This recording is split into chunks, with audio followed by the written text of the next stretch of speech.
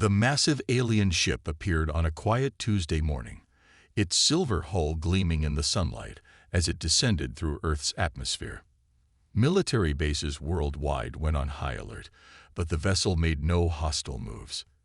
Instead, it broadcast a simple message in perfect English: "We come in peace." Thomas Reed stood at the United Nations podium, adjusting his blue tie for the 10th time.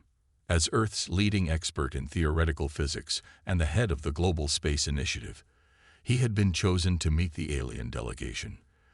The weight of humanity's future rested on his shoulders. The aliens called themselves the Council Representatives. Their leader, a tall being with pale blue skin and silver eyes, stepped forward. "We are pleased to welcome humanity into the greater galactic community," it said through a translator device. "Your species has shown remarkable progress." But something felt off to Thomas. He had spent years studying theoretical faster-than-light travel, and the equations on his tablet showed that humanity was close to a breakthrough. The aliens' technology, while advanced, didn't seem as far ahead as they claimed. During the third day of negotiations, Thomas noticed the lead alien's hands trembling when discussing Earth's quantum computing achievements. Their questions about Earth's defense systems seemed too specific, too pointed.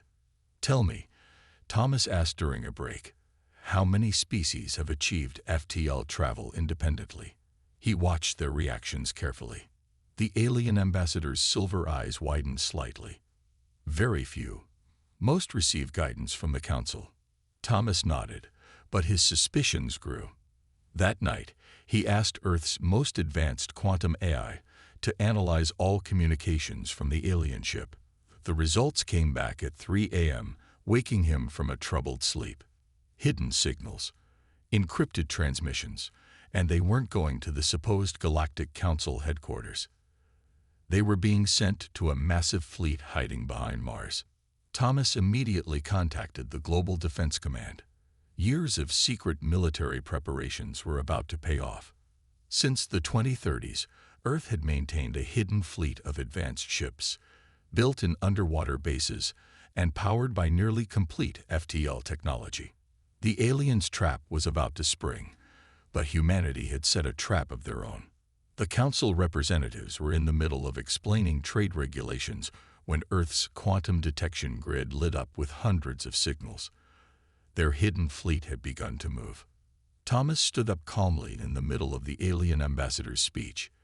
"I believe," he said clearly, "that we should discuss the warships you have hiding behind Mars." The ambassador's blue skin turned almost white. "I don't know what you came to assess us for conquest," Thomas continued.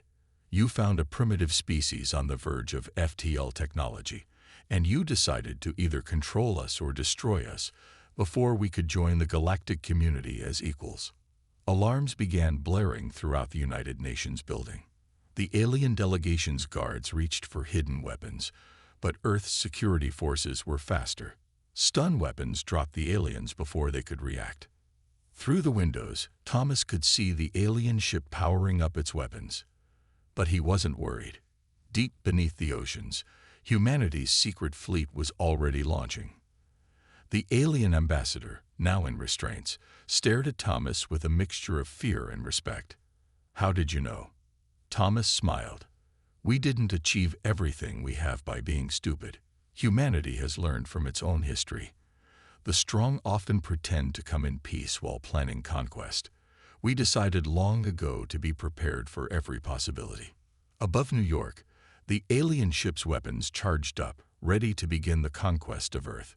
But before they could fire, 50 sleek black ships burst from the Atlantic Ocean, their quantum shields glowing with power that matched or exceeded the alien vessel's technology. The invasion fleet behind Mars began moving toward Earth, but they had already lost the element of surprise. Humanity wasn't the primitive species they had expected to find.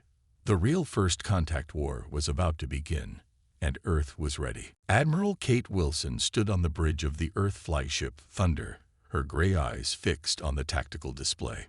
The alien fleet approaching from Mars had expected an easy victory. Instead, they faced 300 of Earth's finest ships, hidden for years beneath the oceans.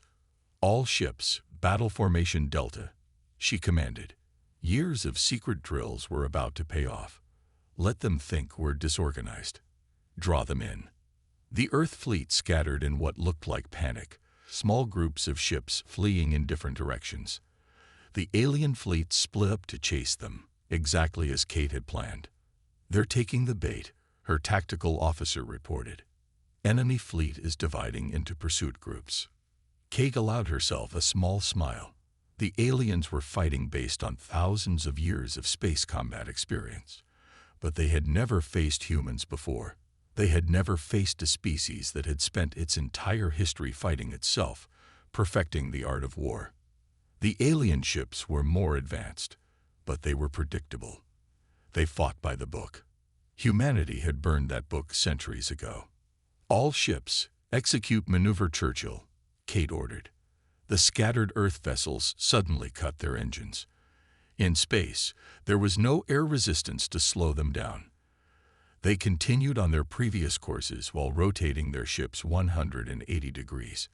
Now they faced their pursuers while appearing to flee. The alien ships flew straight into a wall of fire.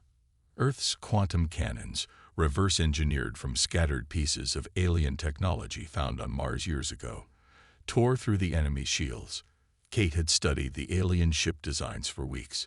She knew exactly where to hit them. "Group 3 reports multiple enemy ships disabled," the communications officer announced.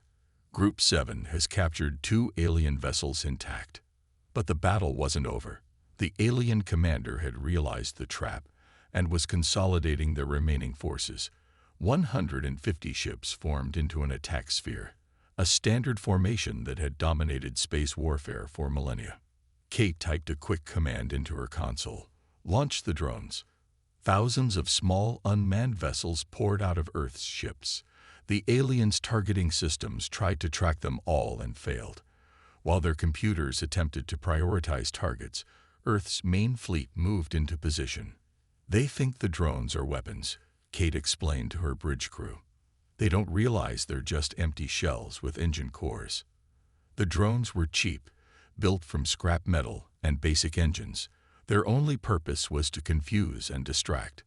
The alien sphere formation erupted in energy beams, destroying drone after drone. But they couldn't hit them all. The remaining drones slammed into the enemy shields, their metal shells creating a debris field that the alien sensors couldn't penetrate. "Now," Kate ordered, "all ships, fire pattern Omega." Earth's fleet had formed a perfect ring around the alien sphere. As one, they fired their quantum cannons. The energy beams passed through the debris field, which the alien shields had been reconfigured to repel. The alien commander had made a fatal mistake. Explosions bloomed in space as ship after ship fell to Earth's coordinated assault. The alien formation broke apart, individual ships trying to escape. "Let some of them go," Kate commanded as her officers prepared to pursue. They need to carry a message back to their leaders. The battle lasted another 20 minutes. When it was over, Earth had captured 30 alien ships intact and destroyed over 60 more. The remaining enemy vessels fled at faster than light speeds, carrying news of their defeat. In her private quarters after the battle, Kate reviewed the captured alien data. Their technology wasn't as superior as they had claimed. In many ways, human innovation had already surpassed them. The aliens relied on old techniques, never adapting or improving. She opened a communication channel to Earth Command. "The threat is neutralized for now," she reported. "But they'll be back, and in greater numbers. We need to prepare." On her screen, she pulled up the designs for the alien ships they had captured. Earth's engineers would study them, improve them, and build something better. That was what humans did best: learn, adapt, and overcome. The real war hadn't even started yet, but humanity had won its first battle, and the galaxy would never be the same. Ambassador James Cooper adjusted his plain black suit and practiced his best humble smile in the mirror. Today, he would address the Galactic Council for the first time. His job was to make Earth look weak, and he was very good at his job. The council chamber was massive, with hundreds of alien species sitting in rising tiers. Most looked down at him with barely hidden contempt. Humans were the newest species to join, and nobody expected much from them. That was exactly what Earth wanted them to think. Distinguished members of the council, James began, his voice carefully measured to sound nervous. Earth is honored to join your great civilization. We have much to learn from your wisdom. In reality, Earth's hidden shipyards were already building vessels that combined human creativity with stolen alien technology. But the council didn't need to know that. A tall alien with crystal skin spoke up. We understand your species fought off a rogue fleet. How did you manage such a feat with your primitive technology? James lowered his eyes, playing his part perfectly. We got lucky. Our oceans provided natural cover for our small defense fleet. The rogue commander was careless. The council members nodded, satisfied with this explanation. They wanted to believe humans were weak and lucky. Pride was their biggest weakness. Later that day, James met with his real contact in a quiet garden area. Agent Robert Black looked like a simple maintenance worker as he trimmed alien plants, but he led Earth's largest spy network. What did you find? James asked quietly. Robert continued trimming the plants as he spoke. The council isn't what it seems. The top 5 species control everything. They keep the others down through fake trade deals and rigged laws. James had suspected as much. In the 3 months since Earth joined the council, he had seen how the system worked. Younger species were given unfair trade terms. Their resources were taken at low prices. Their people were treated like second-class citizens. There's more, Robert added. We found other species who hate the system. The blue-skinned traders. The mineral beings of the ring worlds. Even some high-gravity species. They're all waiting for someone to stand up to the council. James smiled. This was exactly what Earth had hoped to find. Make contact. Carefully. Tell them nothing about Earth's true strength, but hint that we might be sympathetic to their situation. That evening, James attended a grand council dinner. He wore plain clothes while other species showed off their wealth. He ate little and spoke less. Every movement was calculated to make humans look harmless. A female alien with feathered skin approached him. Ambassador Cooper, she said softly. My people, the traders, have long wished for changes in how the council operates. Changes can be dangerous, James replied carefully. Small species like ours must be cautious. She understood his hidden meaning. Later, a data chip would be secretly passed. Another alliance would be formed. Earth's network grew stronger each day. Back in his private quarters, James received an encrypted message from Earth.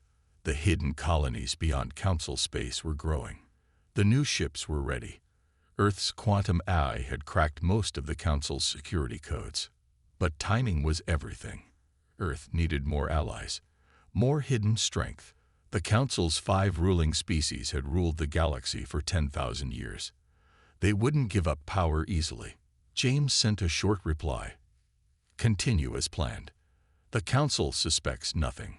He looked out his window at the glittering council city. Soon, very soon, all of this would change. But for now, he would keep playing his role. He would bow and scrape and apologize. He would make Earth look weak and primitive. And while the council's mighty lords looked down on humanity with smug superiority, they didn't realize they were already losing power. The greatest empires fall when they become too proud to see the danger before them. Humanity was patient. They could wait. Dr. Michael Roberts walked through the massive underground shipyard on Mars, his footsteps echoing in the carved stone chamber. Above him, the skeleton of humanity's first supercarrier took shape. Its name was already painted on the half-finished hull. Terran Dawn. Beautiful, isn't she? Asked Chief Engineer Lisa Brown, joining him on the observation platform. 10 times bigger than anything the council has, and they still think we're building simple trading vessels in our orbital stations. Michael nodded, checking the data on his tablet. His new shield design was being installed today. The Council thought human shields were weak, only good enough for basic space travel. They had no idea that human scientists had completely rebuilt the technology. "Test chamber is ready, Doctor," a technician called out. Michael and Lisa walked to the testing area. Inside the reinforced room, a small shield generator hummed to life. It was the size of a coffee table, but it could protect a ship 20 times larger than anything the Council had. "Begin the test," Michael ordered. Energy beams struck the shield, then plasma, then all kinds of weapons they had learned about from captured alien ships. The shield didn't just block them. It absorbed the energy and grew stronger. "Send the results to Admiral Wilson's fleet," Lisa said to her team. "All ships need this upgrade before we reveal ourselves." In another part of the facility, hundreds of workers assembled new quantum weapons. The designs combined Earth's AI technology with alien power systems. The result was something the galaxy had never seen before. Michael's communicator beeped. A message from one of their hidden colonies in unexplored space. "Mining operation successful.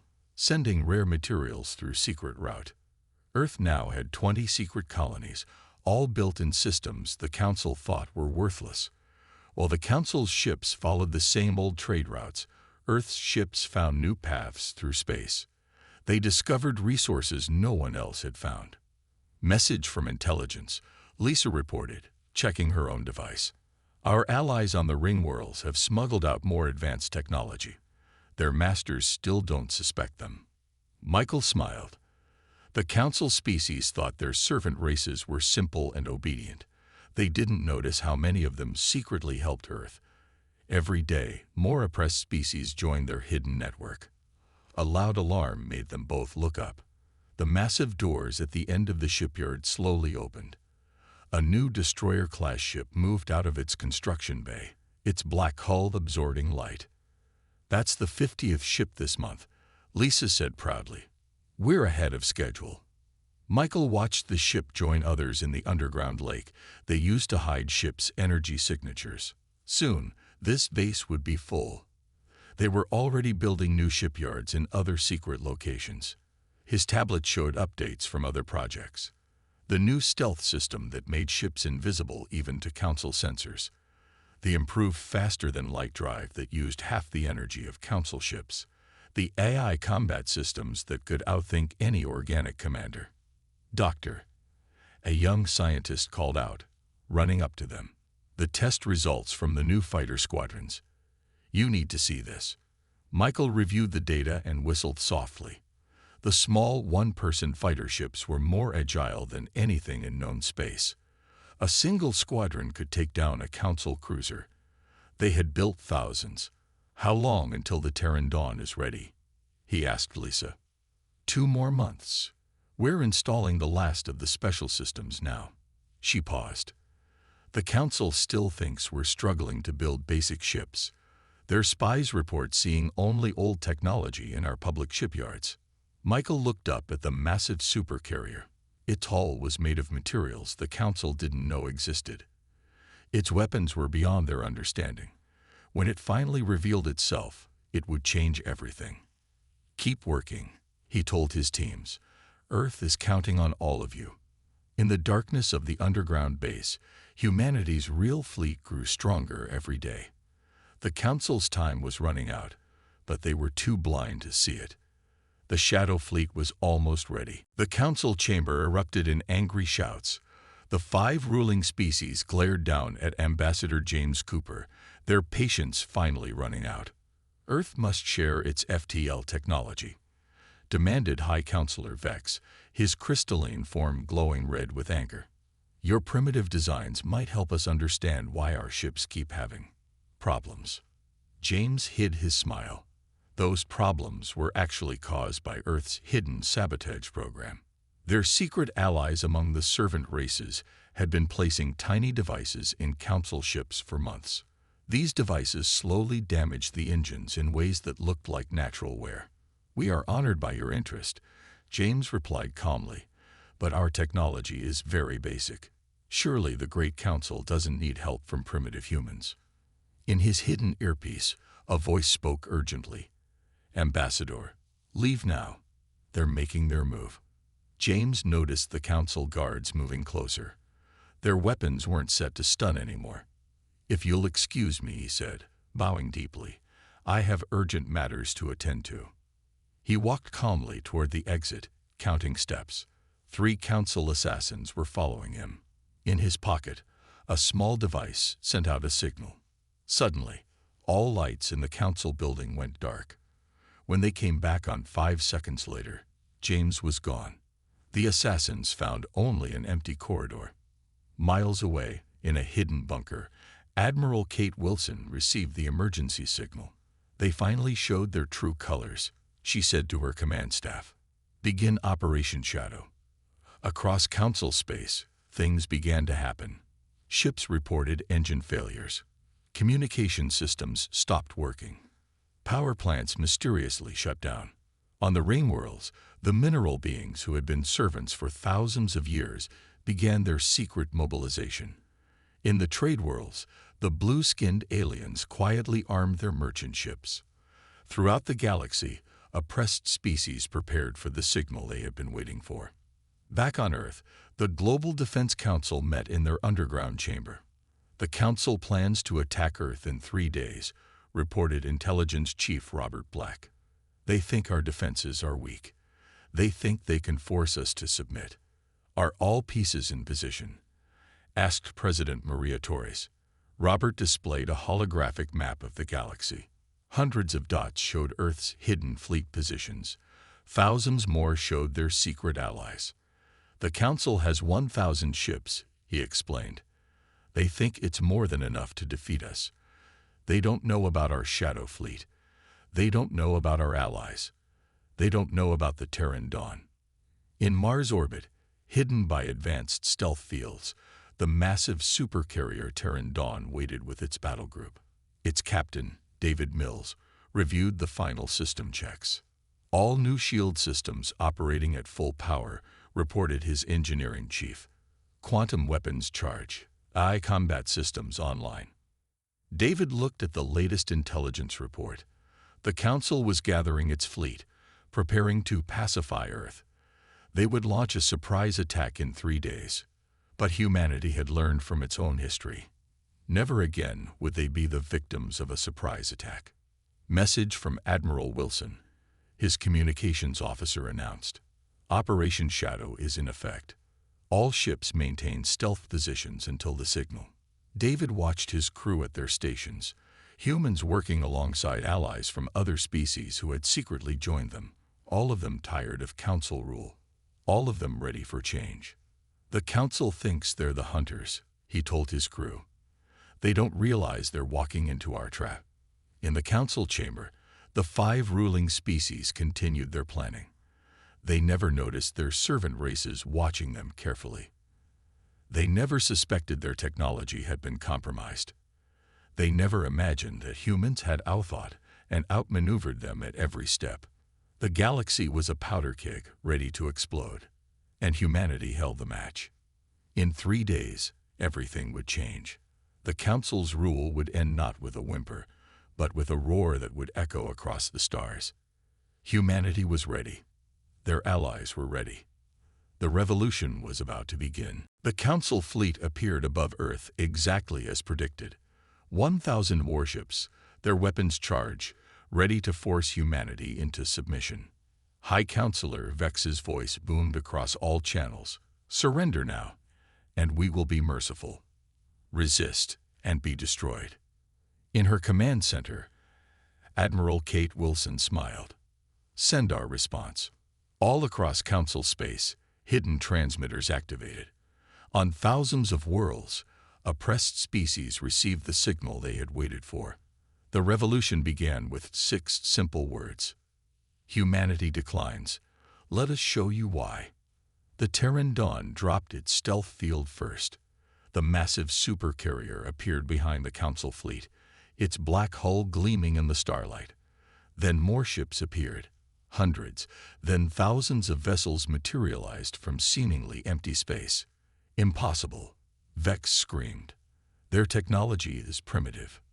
"No," Kate's voice replied calmly. "We just let you think that." The battle began. But it wasn't just a battle. It was a revolution that spanned the entire galaxy. On the ring worlds, the mineral beings rose up against their masters. Their crystalline forms, thought to be merely decorative, transformed into living weapons.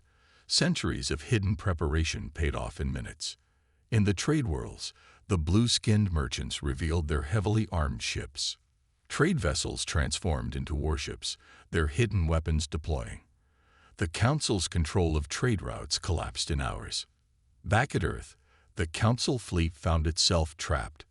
The human ships didn't fight like anything they had seen before. Their weapons pierced Council shields like paper. Their own weapons bounced harmlessly off Earth's advanced shields. "All ships, execute Battle Plan Phoenix," Kate commanded. The Terran Dawn moved forward, its size making Council ships look tiny. Its quantum weapons fired, each shot precisely calculated by its AI systems.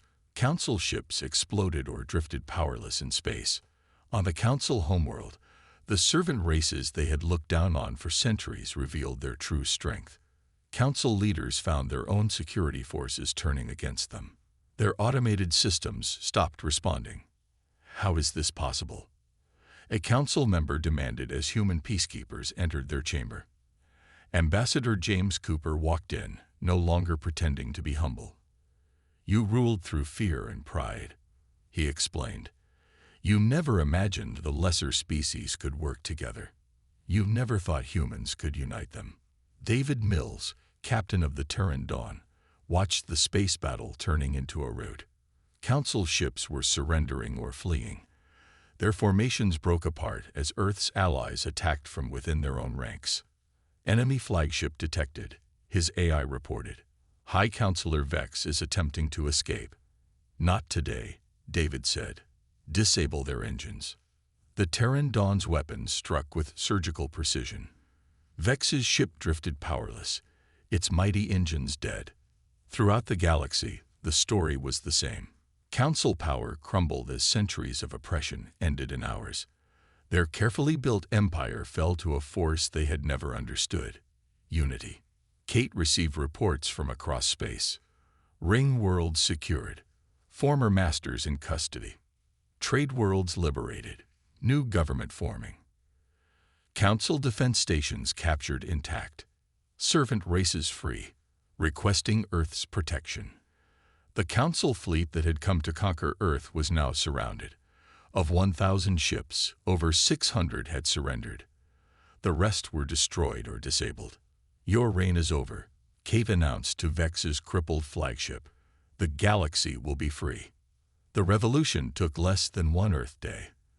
The Council, mighty for 10,000 years, fell to an alliance they had never seen coming. In the end, their greatest mistake was underestimating humanity.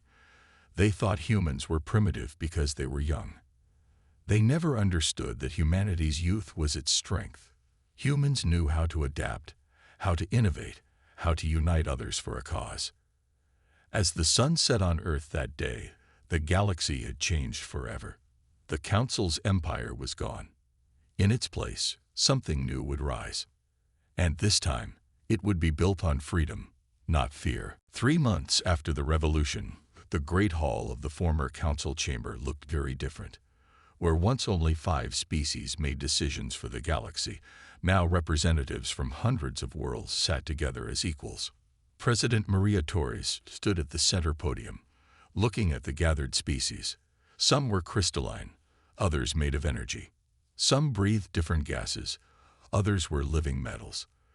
All had been part of the revolution. All had helped build this new alliance.